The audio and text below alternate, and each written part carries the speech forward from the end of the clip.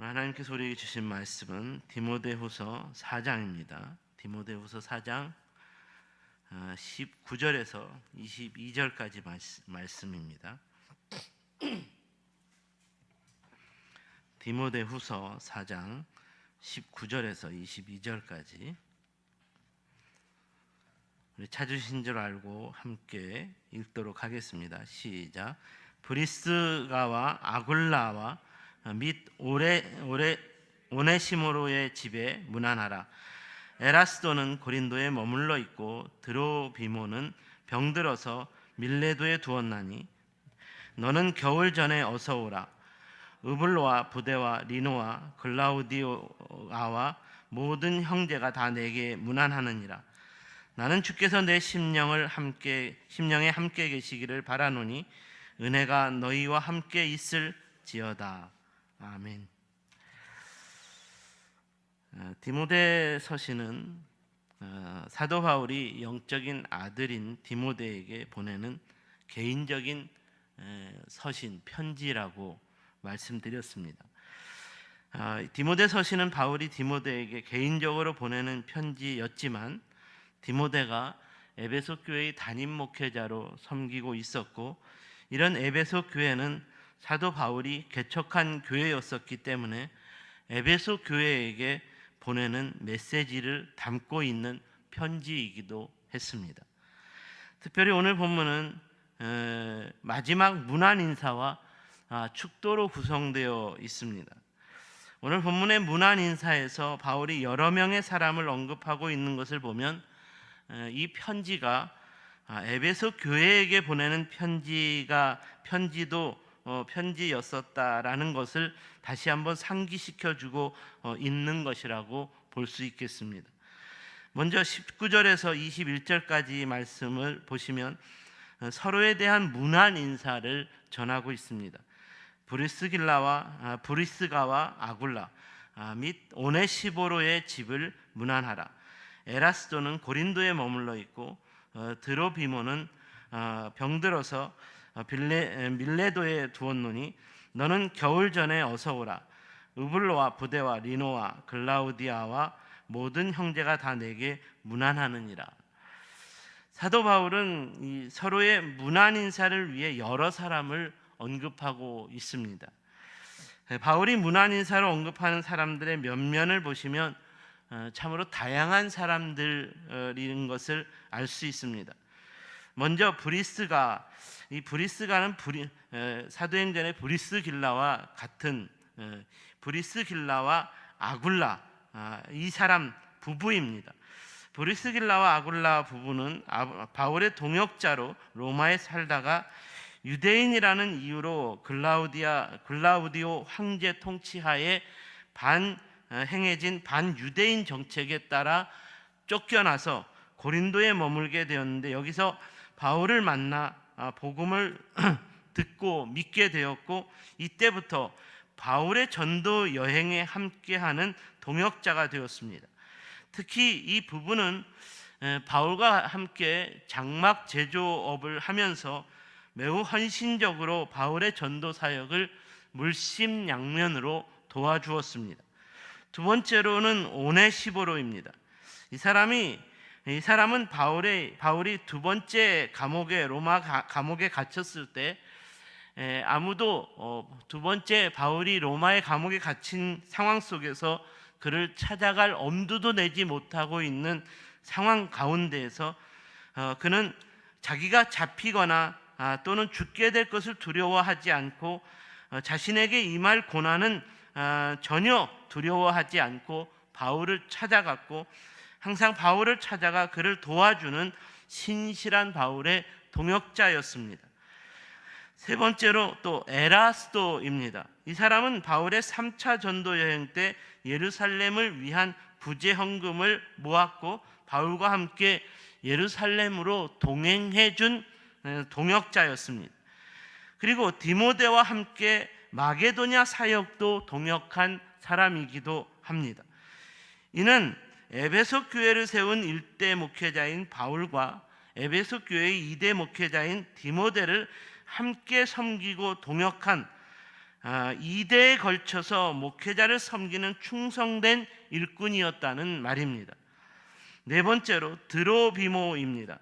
이 사람은 바울과 함께 3차 전도 여행, 마찬가지로 이 에라스도와 함께 바울과 함께 3차 전도 여행에 동행한 사람인데 지금은 병들어서 밀레도에 있다고 합니다.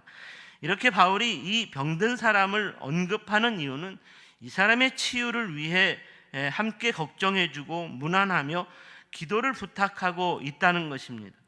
그리고 다섯 번째로 으블로, 부데, 니노와 글라우디오라는 네 명의 사람을 소개하며 문안합니다. 바울이 이 네 명의 사람들을 한꺼번에 하고 있는 이유는 이 사람들은 로마의 감옥에 갇혀 있는 현재 바울을 도와주고 바울과 함께 동역하는 로마 교회에 속해 있는 성도들이었기 때문입니다. 그러니까 여기에서 바울은 에베소 교회와 로마 교회가 그리스도 안에서 한 몸 된 교회라는 것으로 인하여 서로 그리스도 안에서 하나가 되어야 하기 때문에 서로를 향해 문안하고 서로 문안하며 기도해 주는 영적인 관계를 지속적으로 맺어야 한다는 것을 암시해 가르쳐 주고 있다는 것입니다. 그렇다면 이렇게 서로 문안하는 영적 관계를 지속적으로 맺어가기 위해 사도 바울은 어떤 마음을, 어떤 심정을 가졌을까요? 오늘은 이런 차원에서 바울의 마지막 문안 인사에 담겨 있는 바울의 심정을 함께 묵상해 보고자 합니다. 그 첫 번째는 바울의 심정은 영적인 겨울이 오기 전에 속히 주께로 나아갈 수 있어야 한다는 것이었습니다. 이에 대한 교훈을 위해 본문 21절을 보시면 좋겠습니다. 너는 겨울 전에 어서 오라. 우블로와 부데와 리노와 글라우디아와 모든 형제가 다 내게 문안하느니라. 이 말씀에서 우리가 주목해 보아야 하는 것은 너는 겨울 전에 어서 오라는 말씀입니다.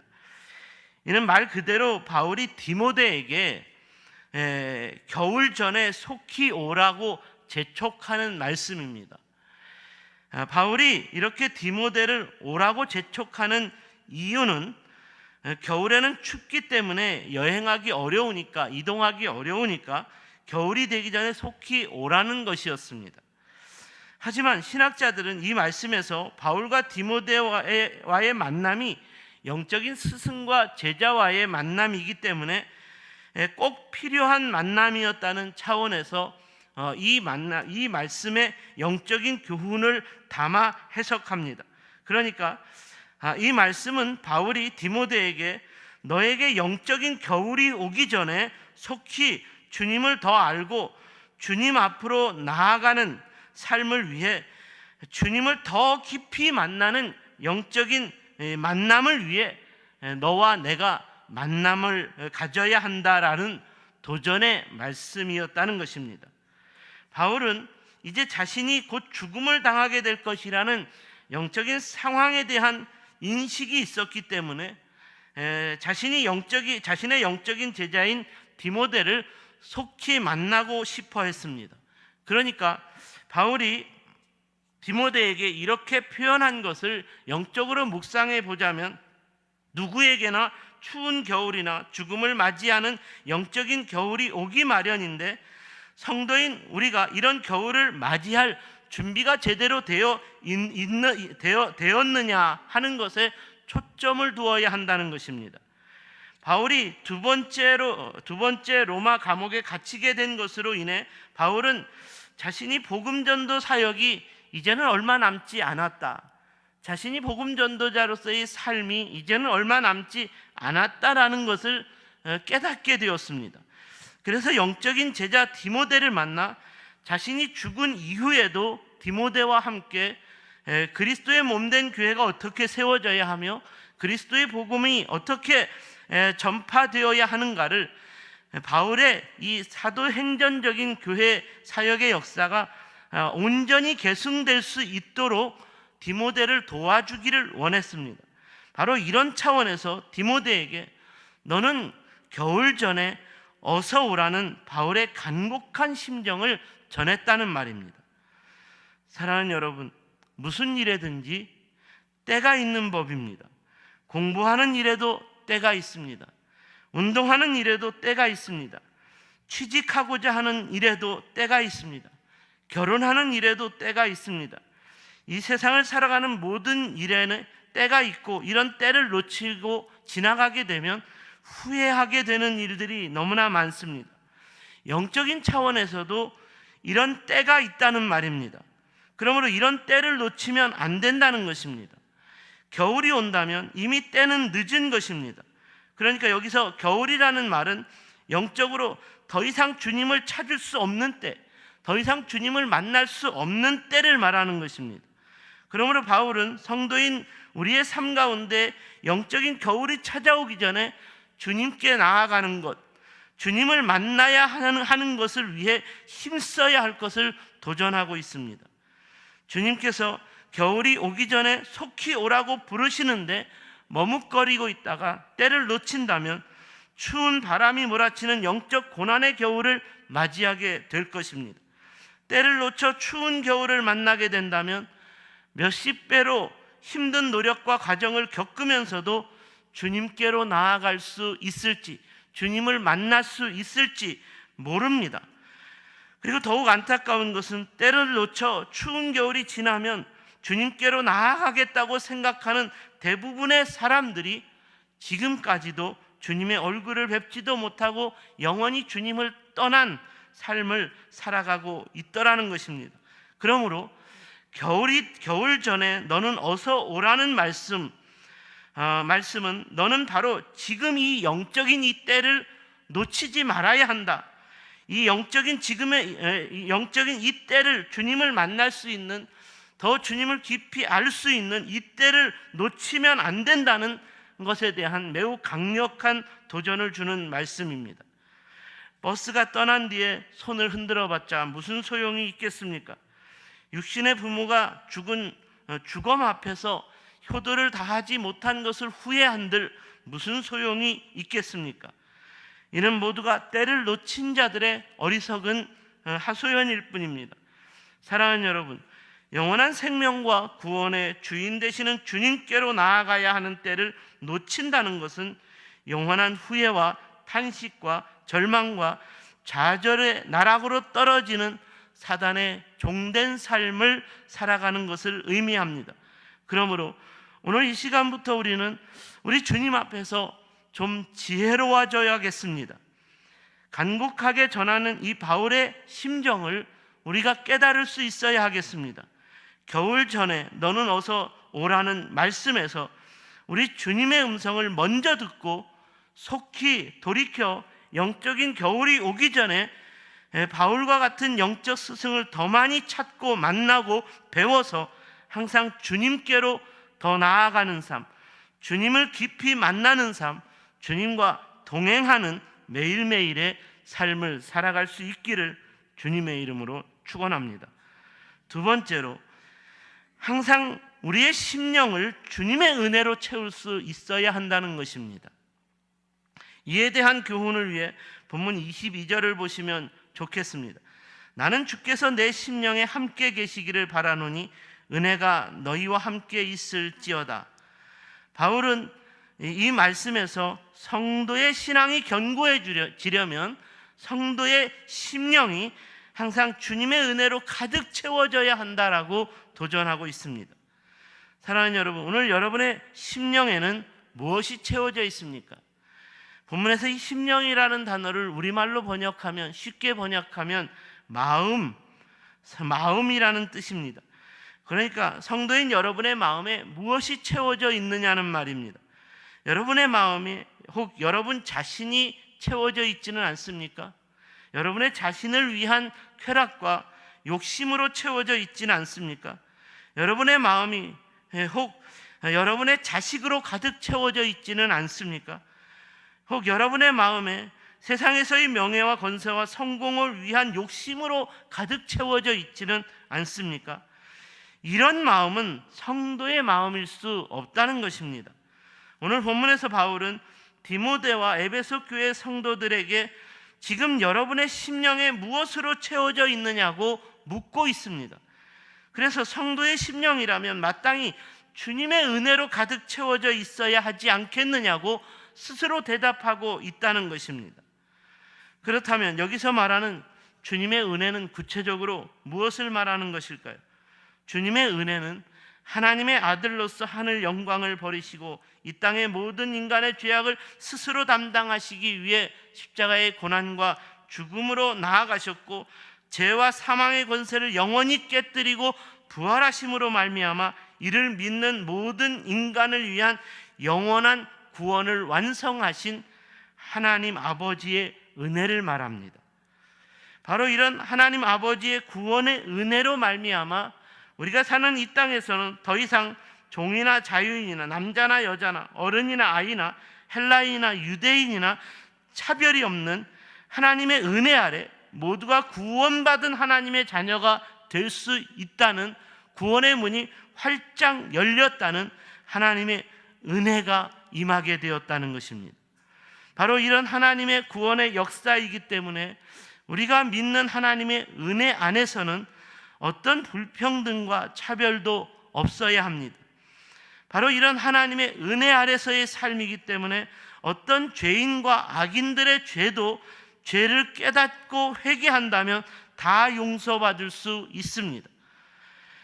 그러므로 이런 하나님의 은혜 안으로 모든 인간을 초청할 수 있어야 합니다.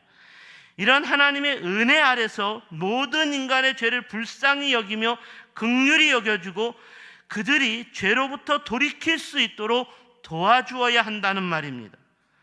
혹 우리가 어떤 인간들의 죄로 인하여 그들을 미워하고 공격하기만 한다면 이는 진정으로 하나님의 은혜를 믿는 사람의 삶이 아닐 것입니다. 제가 여기서 초점을 맞추고 싶은 것은 동성애 문제입니다. 동성애 문제, 그것도 죄악입니다. 그런데 이 죄의 문제에 있어서 우리가 그 죄로 인하여 동성애를 행하는 사람들을 미워하고 공격하기만 한다면 이는 하나님의 은혜 아래 있는 성도들의 삶이 아니라는 것입니다. 어쩌면 오늘날 한국교회가 그들의 죄를 미워하고 공격하는 것에는 제일 선봉에 서는데 정작 그들을 향한 하나님의 은혜를 가지고 하나님의 은혜 아래 그들이 죄로부터 돌이킬 수 있도록 도와주는 일에는 어떤 아무것도 행하지 않고 있기 때문에 이런 한국 교회의 모습이 외골수적으로 비춰지고 한국 교회의 모습이 세상 사람들의 동의와 공감을 얻지 못하고 있는 것은 아닌가 싶습니다.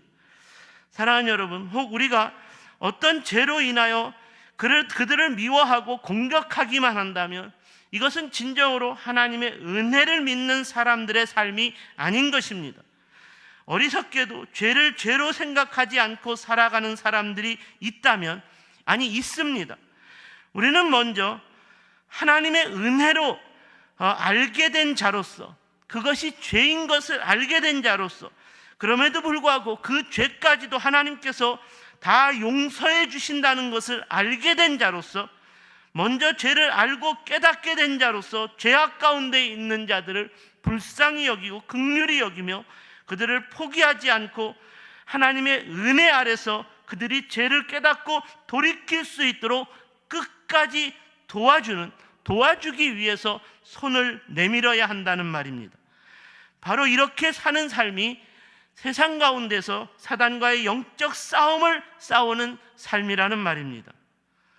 어둠과 악에 속한 삶을 죄라고 말하지 않는다면, 그들이 죄를 깨닫고 돌이켜야 하는 것을 우리가 포기한다면, 그냥 묵인하고 방조한다면 이는 온전한 영적 싸움을 싸우지 않고 있는 것입니다. 저는 오늘날 그리스도인들이 이런 영적 싸움을 게을리했고 이런 영적 싸움에 너무나 무지했고 그래서 포기했기 때문에 온전한 영적 싸움의 승전보가 전혀 울리지 못하고 있다는 생각이 듭니다. 바로 이런 영적 싸움이 없기 때문에 교회는 영적인 침체에 빠져버렸고 교회는 아무런 힘도 없는 무기력한 교회가 되었다는 말입니다. 오늘 사도 바울은 이런 영적 싸움을 위해 우리의 심령에 가득 채워야 하는 것으로 항상 하나님의 은혜여야 한다고 말합니다. 하나님의 은혜가 마르지 않아야 한다. 하나님의 은혜로 가득 채워져야 한다. 우리 안에 하나님의 은혜로 가득 채워져 있다면 은혜를 알지 못하는 세상을 향해 포기하지 않는 그리스도의 영적인 전사로 살아갈 수 있게 된다는 말입니다.